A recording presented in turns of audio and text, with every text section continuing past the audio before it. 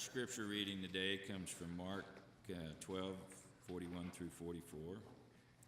Jesus sat down opposite the place where the offerings were put and watched a crowd putting their money into the temple treasury.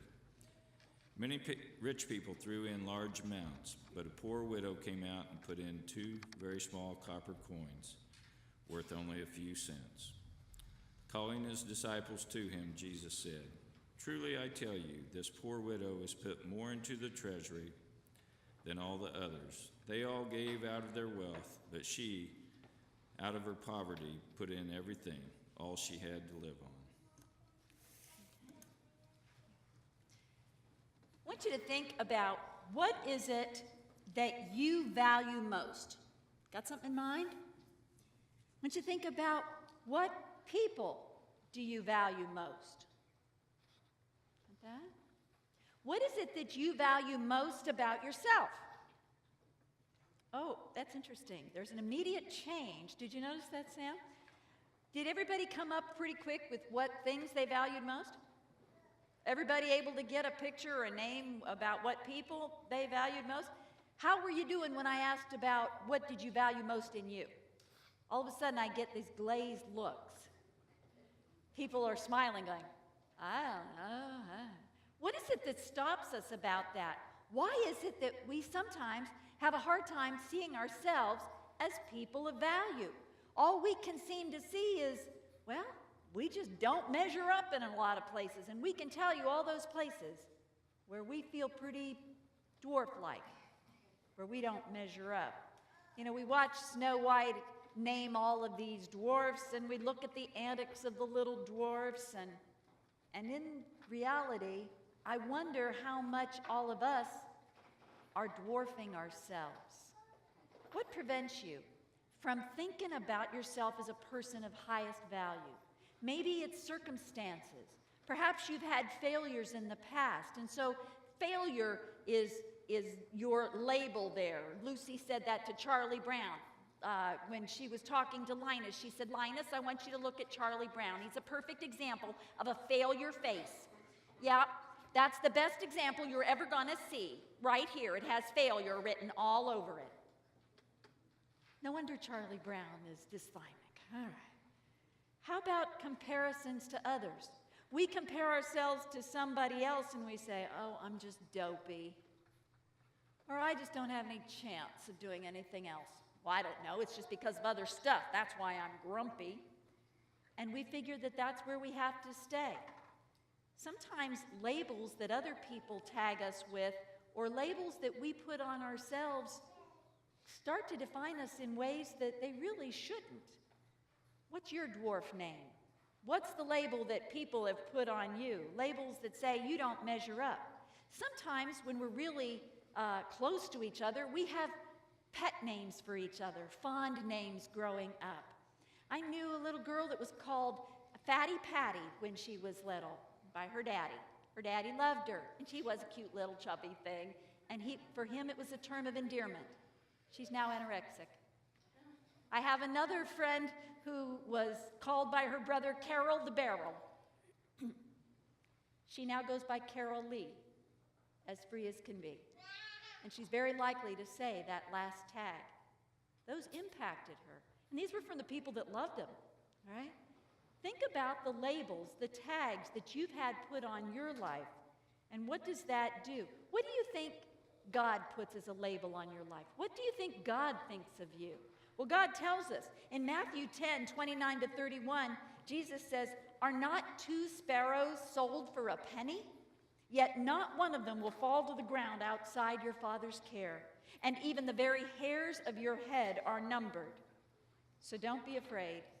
You're worth far more than many sparrows." And in Psalm 139, 13 to 14, it says, "For you created my innermost being. You knit me together in my mother's womb. I praise you because I am fearfully and wonderfully made. Your works are wonderful." And in Genesis 1:27, it says that God created humankind in God's own image. In the image of God, he created them, male and female. So how do we get these names that dwarf us then? What is it like this?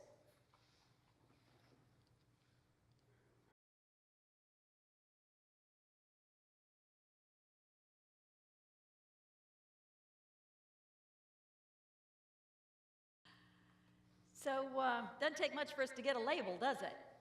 All right. Well, I wonder if she'd been looking at you, what kind of name you might have gotten that you can say in church. Okay. You know, what name would you like to claim? What would you have liked her to say? Look at you and say, wow. What might she would have said? You know, have you ever noticed that whatever labels we get, we tend to live up to those labels? So we may want to consider just a little bit longer than Snow White did the labels we put on ourselves and each other. How about happy? That's a pretty good one. That's a good one. Grumpy and dopey? Not so good. It's really hard to be a successful Phi Beta Kappa with a name like Dopey. Who do you think is more likely to be successful and self-confident? The person called Rocket Man or the person known as Stinky or Bozo? What do you think? Think of the names that we give our sports heroes.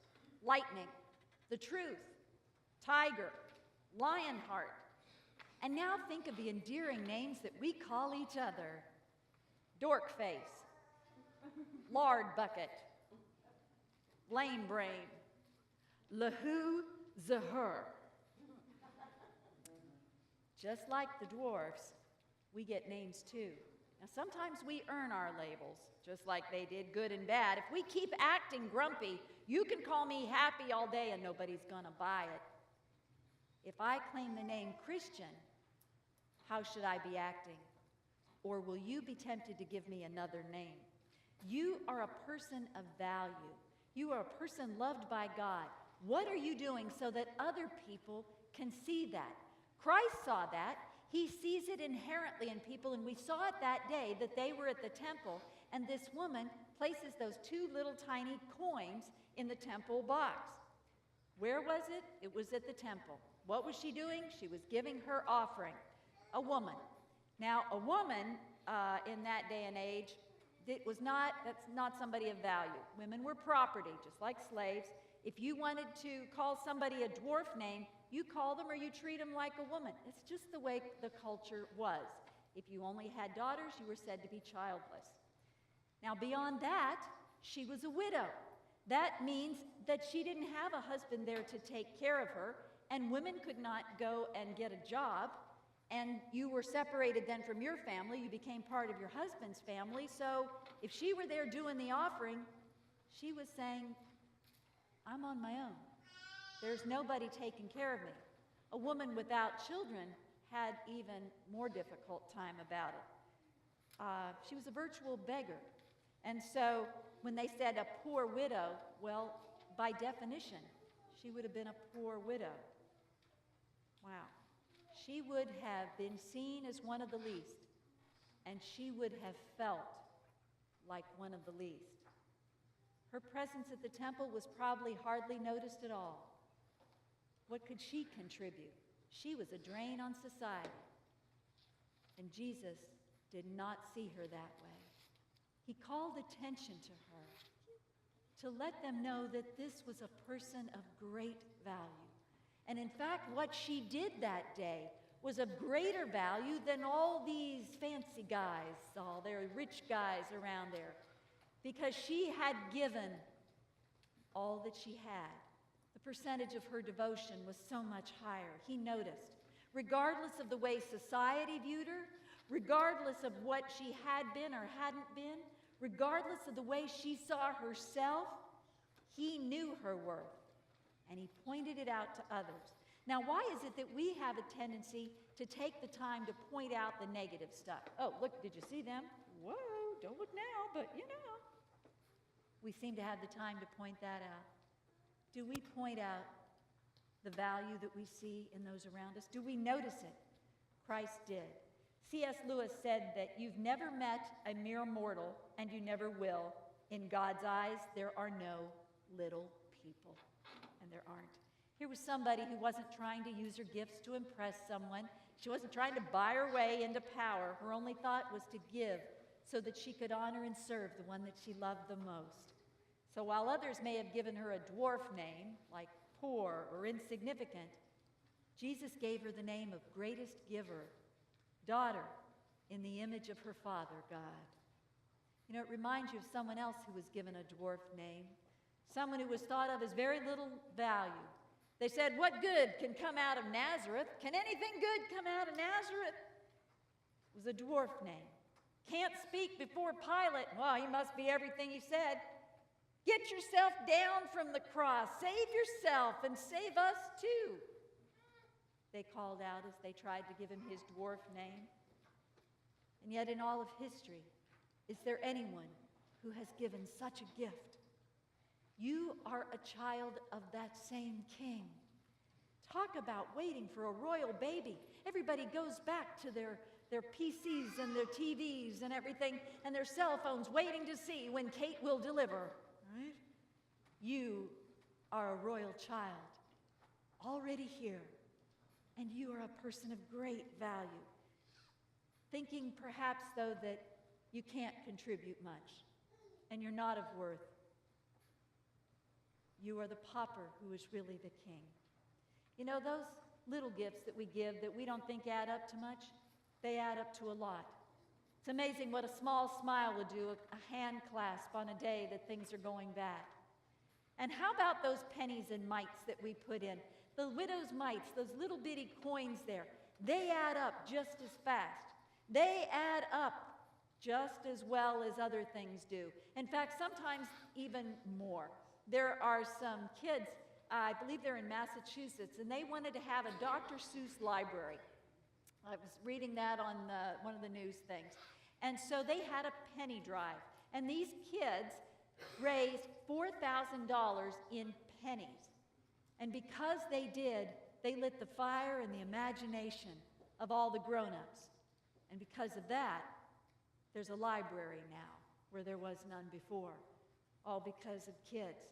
Sometimes they're the ones. Sometimes it's the smallest ones. Sometimes it's the least, the last, and the lost. That God says, you are my greatest achievement. God has given us our talents and our understandings, our empathies and our experiences. And you know what? Sometimes we've even been given the gift of pain to allow us to understand, to empathize and say, yeah, I've been there. I know what you're going through. And I'm here to tell you, you can make it, and I'm going to be there with you. I'm going to give you grace for the journey, and I will be there for you. You are a person of inestimable value, and you are a people of inestimable value as well. You are made in the image of God. No one has dwarf value in God's eyes, no matter what you've done, what you've left undone, or where you've been or what you haven't been. You are a valued child of God and his beloved. Now, when you try to step out on that, you go out of here, there's going to be somebody who says, no, you aren't. What they said, no, that doesn't apply to you. A tiger can't change his stripes. You can't be anything different. The name that you've gotten, that sticks to you. Really? Think about that. Have you ever known anybody that has actually changed, become different? How about in the Bible? Have you known anyone that has ever changed completely around? Like maybe somebody on the road somewhere and it was like a bright flash of light entered and he completely changed. Anybody like that? Anybody read anybody like that? Like the apostle who? Paul, thank you, yes. Yeah, on the road to Damascus, Paul was completely changed. How about all those fishermen from Galilee that went out and turned the world upside down? They weren't public speakers. They weren't people that had traveled this far from their home. They had no idea, but they had the strength and the love of God. And that's really why we're here today. Pretty amazing. You know, sometimes people look upon the word Christian as a dwarf name. Oh, you're a Christian. You go to church? You ever do that? You're embarrassed about that name? What are you doing tomorrow? Oh, I got to go to church. Excuse me? You're going where? Church. Did your mom make you? Yes. You're 87. What do you mean? You know. All right. You know, if you're going to claim the name's Christian, for heaven's sake, don't be a spiritual dwarf. All right?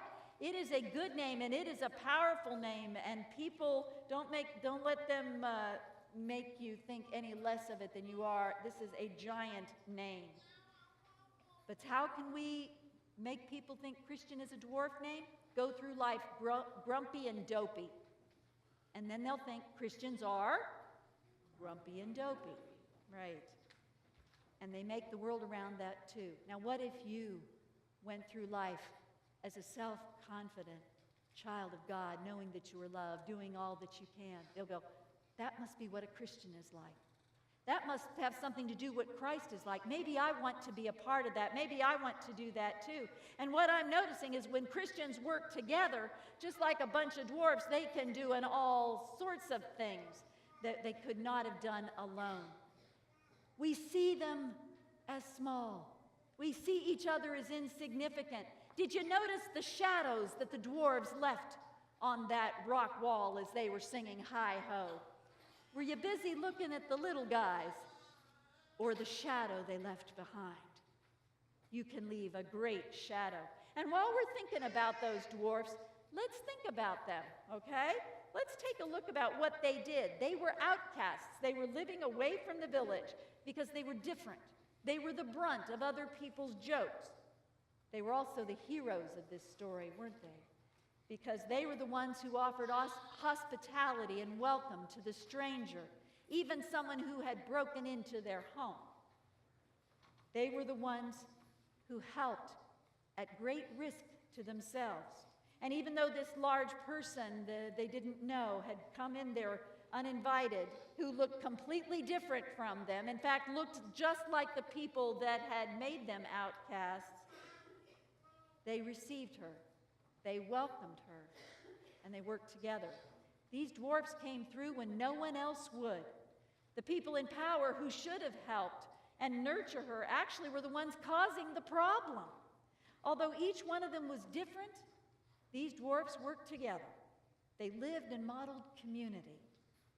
And instead of saying something derogatory, oh, he's just grumpy, we love him anyway. And by acting on their beliefs instead of expecting somebody else to do it, they defeated evil. They worked hard, and they worked together, and then they played together. They didn't separate their belief from their action, their faith life from their real life. And because they did, they got it done. And everyone was able to play and have time to relax. Doc didn't do all the work while Dopey played and Sleepy snored. Not a bad lesson from a bunch of animated dwarfs. So what do you think God might be wanting from us? Might be saying to us? Maybe that God chose the foolish things of the world to shame the wise. God chose the weak things of the world to shame the strong, the lowly things of the world, the despised things, and the things that are not, to nullify the things that are, so that no one may boast before him. That's in 1 Corinthians 1, 27 to 29. Your gift is needed. You are needed. And the most important gifts that we can give are ones that each of us have. The gift of being able to be there beside and for each other. The gift of encouragement and support. Grace given and grace received. Forgiveness and understanding that we are in this together, and that together we become more than the sum of our limited selves. Where before we may have only seen limits, now we see the possibilities of God, because now we can look through the eyes of Christ and be Christians. No matter what labels we've had in the past, no matter how long we've been carrying them or applying them to others, God claims and values us all, from the dopey to the grumpy, and says, now grow into my image. Be my hero, child of God.